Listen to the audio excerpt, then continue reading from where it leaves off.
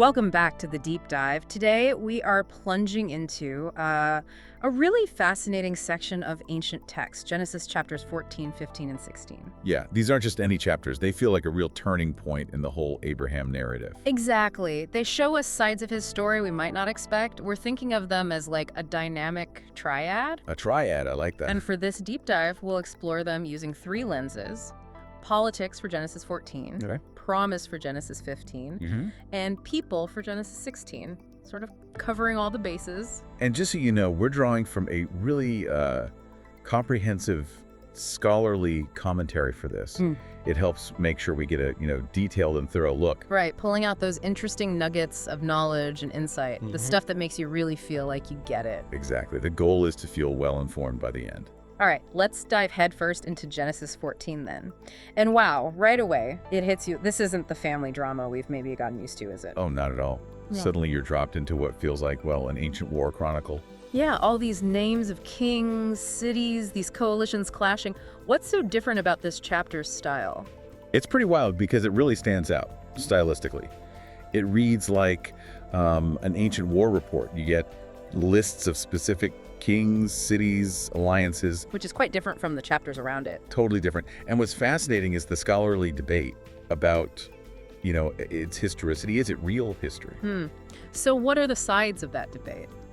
Well, some scholars, they genuinely see it as possibly an authentic record, maybe reflecting warfare back in the early second millennium BCE, Mesopotamia, Canaan. Are there specific clues, like names or details? Yeah, for instance, the name Cheater-Laomer, it might actually be rooted in a real Elamite name, Kutir-Lagamar. The whole style of the campaign kind of fits Mesopotamian records too. Okay. But, others suggest it's more like the very old traditions, things preserved accurately in Israel's memory, even if it's not a word-for-word historical account. So it might capture a real event, or at least the memory of certain kinds of events. Precisely. Either way, it feels old and different. And in the middle of this huge conflict, suddenly Abram steps up. It's quite a leap, isn't it? From, a wandering patriarch to leading 318 men. It is. It's meant to surprise you, I think. How do scholars explain that, his sudden emergence as a military figure? Well, it immediately establishes Abram as more than just a spiritual figure. He's shown as a mighty person. Someone with influence. Right, you don't just find 318 trained men lying around. Exactly. Mobilizing them to rescue Lot, his nephew. Yeah, that's a serious military feat for anyone back then.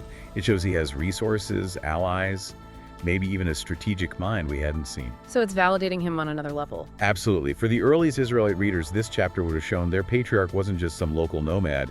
He was connected to, regional politics. Yeah. A significant figure. Okay, so Abram wins this incredible battle, rescues Lot, and then almost out of nowhere, this figure Melchizedek shows up. I found that part really intriguing. Yes. Melchizedek. What's the significance of him appearing right then?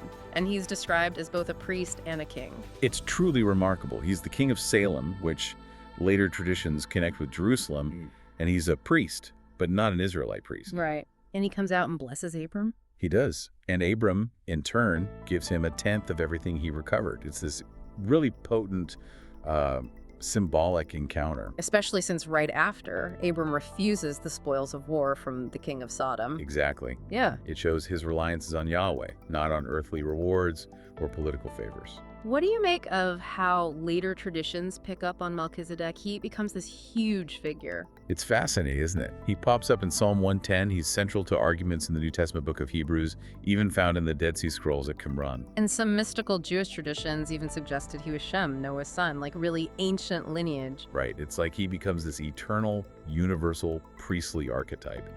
Even before Israel properly exists, God seems to be working through these, unexpected channels. Yeah, it really broadens the scope early on. Which raises an interesting question, maybe for the original audience too. Why does this non-Israelite priest king have such a central role in blessing their patriarch? It's quite provocative. Okay, so Genesis 14 gives us Abram, the political actor, the man of influence, but then chapter 15 shifts focus dramatically, right? Back to the core spiritual promises. Right back to the heart of it. Genesis 15 is often seen as one of the most theologically significant covenant texts in the entire Hebrew Bible. Foundational. The bedrock of Israel's identity, you could say. And it starts so humanly, with Abram still anxious, all these promises, but he's childless. You can almost feel his anxiety, can't you? Looking around wondering, how? How is this going to happen? It makes him relatable. And then God reassures him, "Fear not, Abram." Yes, and that leads into this absolutely core theological statement, Genesis 15, verse 6.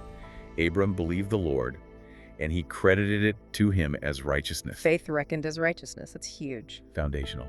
And then we get into this really intense covenant-making ritual. With the animals being cut in half, that seems graphic. It was a common ancient practice, actually, cutting animals, arranging the pieces. It was like sealing a deal in blood. So, like an ancient contract signing. Exactly. Think of Hittite treaties, Mesopotamian agreements.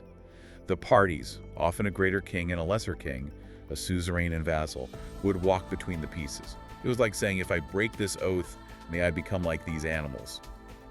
Super serious stuff. Okay, but here's where it gets different in Genesis, isn't it? Who walks between the pieces? And this is the mind-bending part. The text describes a smoking fire pot and flaming torch, symbols of Yahweh's presence moving between the pieces. But Abram doesn't walk through. Only God's presence. Only God's presence, alone. Wow. What does that signify? That's a massive difference from those other treaties. It's radical. It means Yahweh alone is taking on the responsibility, the oath, for fulfilling the covenant promises. So it's not a two-way street in the same way. It's not conditional on Abram holding up his end perfectly. Precisely. It's unilateral. God is saying, I bind myself to this regardless. It completely shifts the dynamic. Faith isn't about Abram earning the promise through perfect action. It's about trusting God's unilateral commitment. Yes. And you can imagine how powerful that message was, especially later, for Israel in exile. Their circumstances looked bleak, the land was lost. But this text would remind them that God's core promise wasn't dependent on their faithfulness alone. It was anchored in God's own oath. Exactly. It defines their identity in an unconditional divine commitment. It's profound reassurance. And of course, the land promise itself is spelled out here too. From the river of Egypt to the great river, the Euphrates, it's a vast claim. That unilateral covenant, that divine reassurance in chapter 15, it's incredibly powerful. But then chapter 16 brings us right back down to earth, doesn't it? Right back to the messy human reality. Human nature struggles to just wait for divine promises sometimes, and Genesis 16 pulls back the curtain on Abram's own household, the domestic struggles. Yeah, it brings the focus right inward. Abram, Sarai, and now Hagar. It shows the tensions that bubble up, even when divine promises are in play.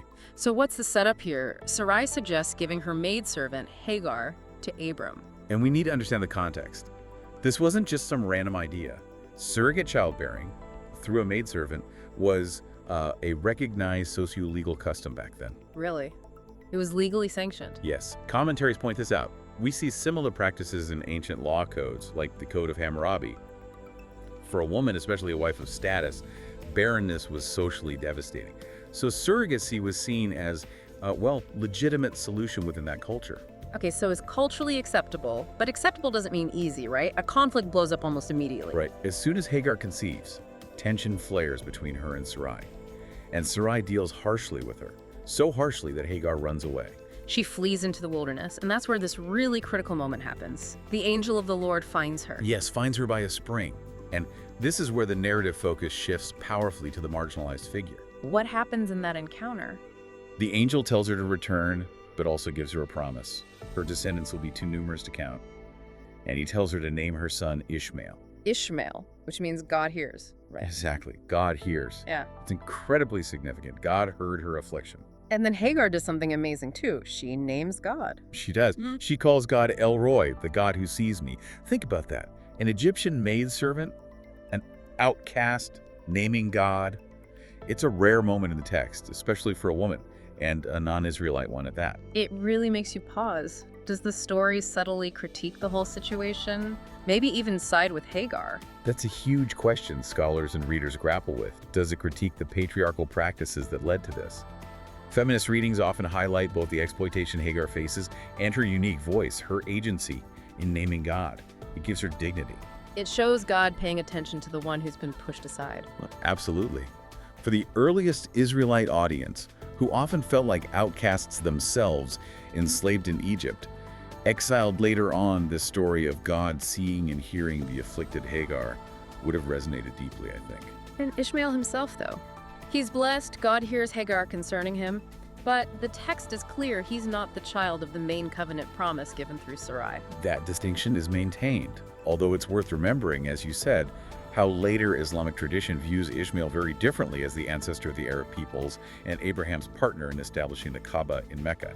It's a significant divergence. So Genesis 16 doesn't shy away from the messiness. Not at all. It shows divine plans unfolding amidst human flaws, conflicts, and even ethically questionable actions. But crucially, it also shows God's grace and attention extending beyond the main line, reaching out to the marginalized. God sees Hagar. God hears Ishmael. Okay, let's try and bring these three chapters together then. Genesis 14, 15, 16, politics, promise, people. Looking back, what seem to be the main intentions of the original writers or redactors based on the source material we've discussed? Well, I think there are a few key things that stand out. First, definitely showing Abram as more than just a spiritual ancestor. He's a political actor, a figure of substance on the world stage, like in chapter 14. Right, establishing his significance early on. Second, emphasizing the nature of God's covenant, particularly in chapter 15, that it's unilateral, it's unconditional, it's rooted in God's faithfulness, not human achievement. It's beyond our manipulation. The smoking fire pot moment. Exactly. And third, I think, is defining Israel's identity. It's not built on human schemes or workarounds like Sarai's plan with Hagar in chapter 16, however understandable it was culturally.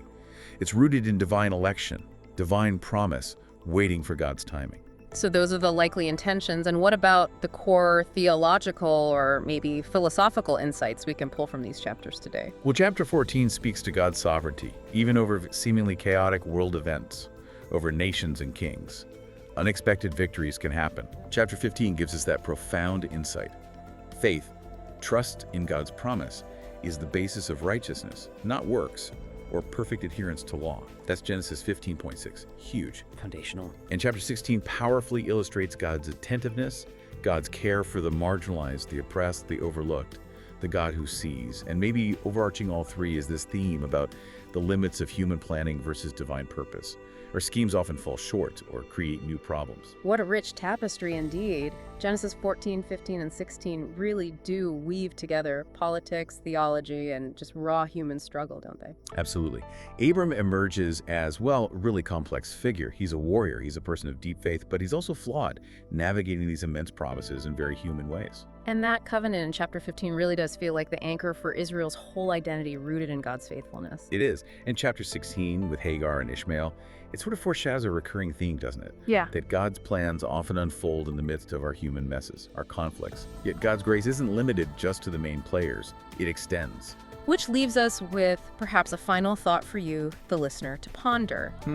What does it mean for us today that profound divine promises often unfold amidst our own very human struggles, our imperfect actions, even our mistakes? And maybe, how can we become better at recognizing the God who sees El Roy in unexpected places, especially among those on the margins of our own world? That's a powerful question to sit with. Thank you for diving deep with us today.